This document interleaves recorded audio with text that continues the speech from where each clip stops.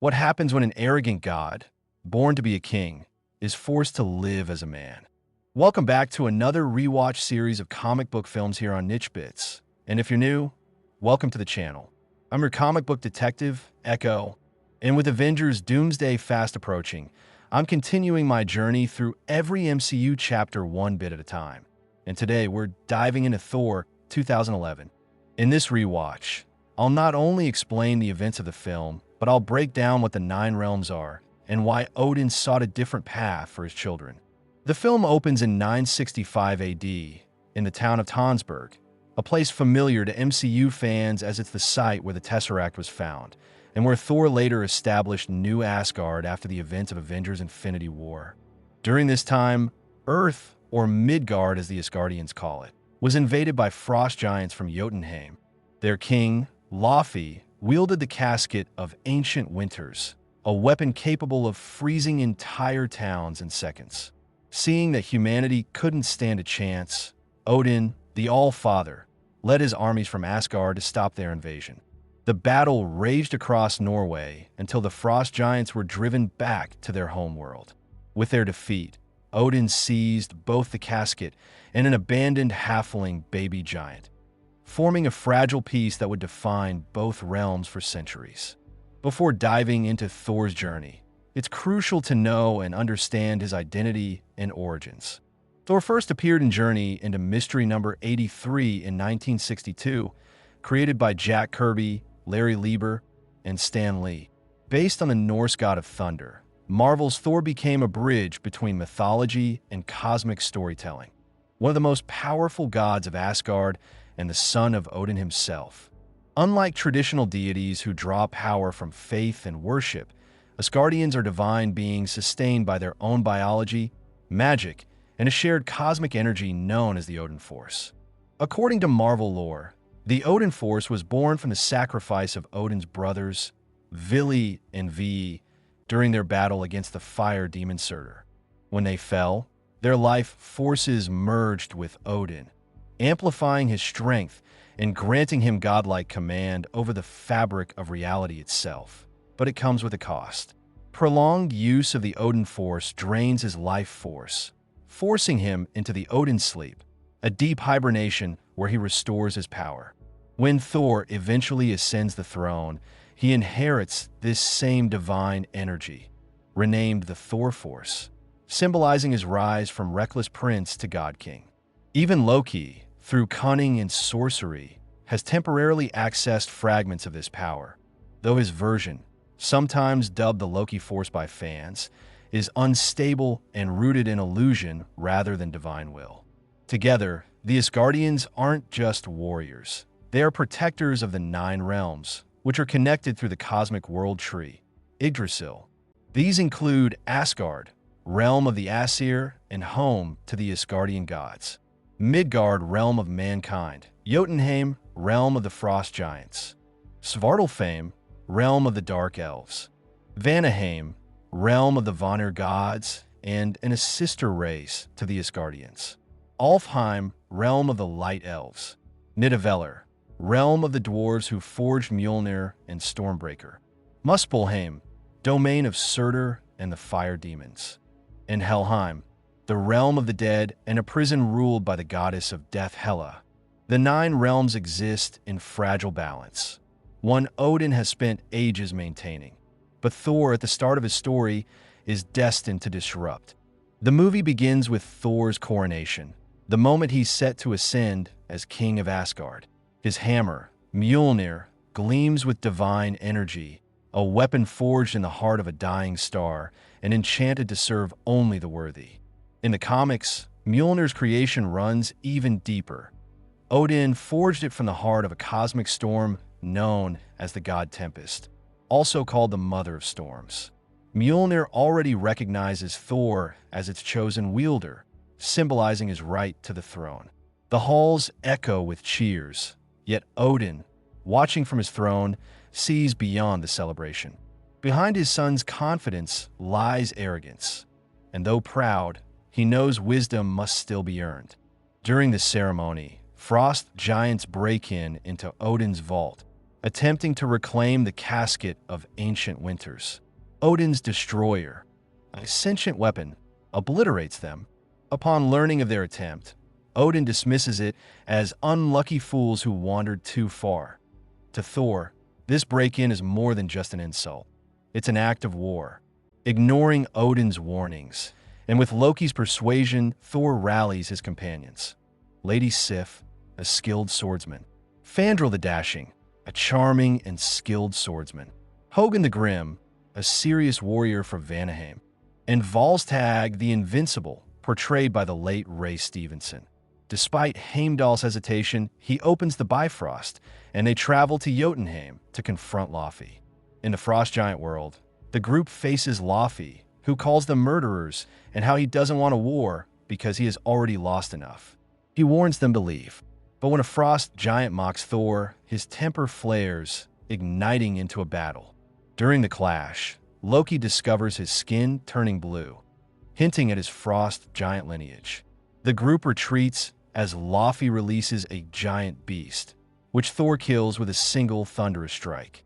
Surrounded and outnumbered, Odin arrives to save them, pleading for peace, but Loki refuses. So Odin blasts him away with his power, retreating back to Asgard. He berates Thor for how careless and foolish he was. Thor states that how the Nine Realms no longer fear Asgard, and how he is a fool for wanting peace. Seeing the error of Thor's way and the mistake he was going to make, Odin strips Thor of his title, power, hammer, and banishes him to Earth. He sends Mjolnir after him, enchanted so only the worthy may lift it. After his banishment, Thor crashes to Earth through a storm, stripped of his powers and godhood. The once mighty prince now lies dazed in the desert, vulnerable, human, and lost. He's first discovered by astrophysicist Jane Foster, her intern Darcy Lewis, and mentor Eric Selvig, who've been tracking strange atmospheric disturbances. Thinking he's just a confused stranger caught in the event, they accidentally hit him with their van. The mighty Thor, god of thunder, brought down not by a warrior, but by a four-wheeled vehicle. When Thor wakes, he's frantic and disoriented, shouting for his hammer and calling out to Heimdall. Jane's confused, Darcy's terrified, and before he can explain himself, Darcy tases him, knocking him out cold. Meanwhile, not far away, a massive crater marks where Mjolnir crash-landed. Locals gather to try and lift it, turning it into a desert carnival attraction. At the same time, Coulson arrives at the location following his reassignment from Iron Man 2. Back at the hospital, Thor awakens restrained and quickly fights off the doctors and guards before being sedated again. A small reminder that even stripped of godhood, he's no ordinary man. Jane and her team later find him to question him on what he saw in the storm. Meanwhile, in Asgard, Loki confronts Odin about his strange transformation on Jotunheim, how his skin turned blue like a frost giant's. Odin finally reveals the truth. Loki was adopted after the war, meant to unite the realms through peace. But to Loki, it's betrayal, not love. His rage and identity crisis cause Odin to collapse into his Odin sleep, leaving Loki as acting king. Back on Earth, Jane learns that her research has been confiscated by S.H.I.E.L.D. under Agent Phil Coulson's orders. Eric later tells Jane that he once had a colleague that worked on gamma radiation and was never heard from again. Seeing no option, Jane finds Thor and they attempt breaking into a S.H.I.E.L.D. makeshift base. He fights his way through armed guards and even catches the eye of a marksman, a cameo by Clint Barton, Hawkeye, before finally reaching Mjolnir. He grasps the handle, but the hammer doesn't move. The enchantment holds. For the first time, Thor realizes he's unworthy. His strength fails him, and the rain pours as he falls to his knees, defeated not by an enemy, but by himself. Meanwhile, Loki visits him through an illusion, telling Thor that Odin is dead and that his mother forbids his return. Believing it, Thor accepts his punishment and begins to change. Eric later bails him, with Coulson ordering them to be monitored. Later at a bar, Thor for the first time in his life feels lost and questions Eric on how to move forward. Expressing his concern, Eric tells Thor how Jane looks at him and how he's concerned about her safety. He tells him that he wants him to leave the following morning. It's here, stripped of power, armor, and arrogance, that Thor finally starts learning what it means to be mortal. As Thor begins to adjust to life on Earth, something unexpected happens. He starts to change. Gone is the arrogant prince who believed himself untouchable. In his place, a man begins to emerge. One who helps, who laughs at human quirks, who apologizes when he's wrong. It's subtle, but it's the start of Thor's transformation from godhood to humility. Meanwhile, in Asgard, Loki tightens his grip on power. With Odin in the Odin sleep, he assumes the throne, claiming it's his destiny to bring order. But when Thor's friends, Sif, Fandral, Hogun, and Volstagg, plead for Thor's return, Loki refuses. To him, Thor's exile isn't just punishment. It's the first step toward erasing his brother's legacy. Back on Earth, Jane and Thor grow closer. She shows him her research, explaining her theory of interdimensional travel. Thor tells her she's right, describing the 9 realms connected by Yggdrasil. Their conversation feels small but profound. A mortal scientist and a fallen god, both looking for answers in the stars. Meanwhile, Heimdall, suspicious of Loki's deceit, secretly opens the Bifrost and sends Thor's friends to Midgard. It's a bold move, one that doesn't go unnoticed. Enraged, Loki activates the Destroyer, a towering, enchanted armor built for war. He commands it to eliminate Thor and anyone who stands in its way. On Earth, S.H.I.E.L.D. has picked up another reading indicating at the arrival of Thor's friends. Just as they prepare for another quiet day, they're interrupted by their arrival, who explain to Thor how his father is alive and how they need him to come back. At the Bifrost location, the Destroyer arrives, destroying the S.H.I.E.L.D. agents. It moves through the town, destroying everything in its path. His friends try to slow it down, but they fail in denting it. Thor, still powerless, realizes it's here for him. And in the chaos, Thor steps forward, unarmed and vulnerable, facing the very weapon his father once wielded. He calls out to Loki, not with anger, but with mercy. The Destroyer pauses and then strikes him. Thor's body hits the ground, motionless. Jane rushes to his side, her voice breaking, and for a moment, the god of thunder lies dead, not as a warrior, but as a man who finally learned compassion. Feeling his son's death, Odin releases the enchantment on Mjolnir, which is still embedded in the crater. The hammer tears through the air, racing across the desert. Thor's hand closes around the handle, and in an instant, the god of thunder is reborn. Lightning surges through him, his armor reforms, and the storm obeys his call, facing the Destroyer one last time. The battle is swift and decisive. Mjolnir spins through the air, striking the weapon with divine fury before Thor shatters its head with his hammer. When the storm clears, Thor stands in the ruins, reborn not as a spoiled prince, but as a true protector. He tells Coulson he'll cooperate with S.H.I.E.L.D., promising that he will be its protector. Then, turning to Jane, they both fly toward the Bifrost arrival point. On Asgard, Heimdall is frozen by Loki, who opens the Bifrost for the frost giants to kill Odin. Thor calls out for Heimdall, who shatters his ice and opens the bridge with his frost wounds still visible.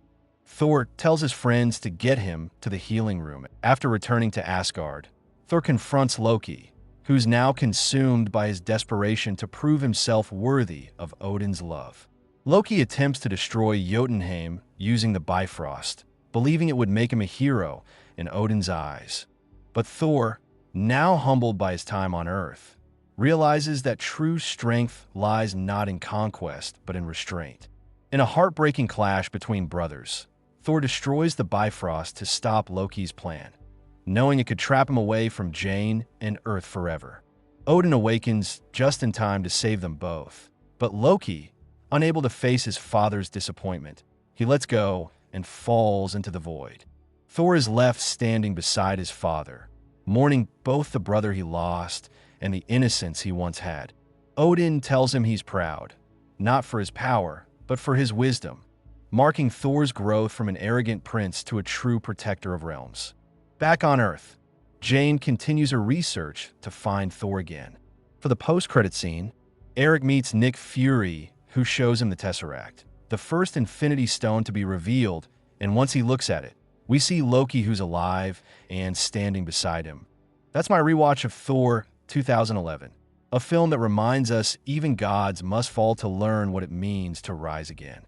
It's a story of pride, redemption, and a legacy of family, both chosen and born. Why Odin sought a different path. Odin's desire for a different path for his children was born out of regret. In his youth, he was a ruthless conqueror who, alongside his firstborn Hela, violently subdued the 9 realms. Over time, he realized the immense suffering and bloodshed his ambition had caused, the innocent lives caught in the crossfire. But peace came at a price. When Odin abandoned his path of conquest, Hela, who lived for battle, rebelled. Unable to kill his own daughter, Odin imprisoned her, burying both his past and his guilt. Thanks for watching this rewatch of Thor. Catch me every Monday as I rewatch comic book films. Follow Niche Bits on all our socials. Links are in the description. And if you enjoyed this video, would you consider subscribing to the channel, as I will see you in the next one.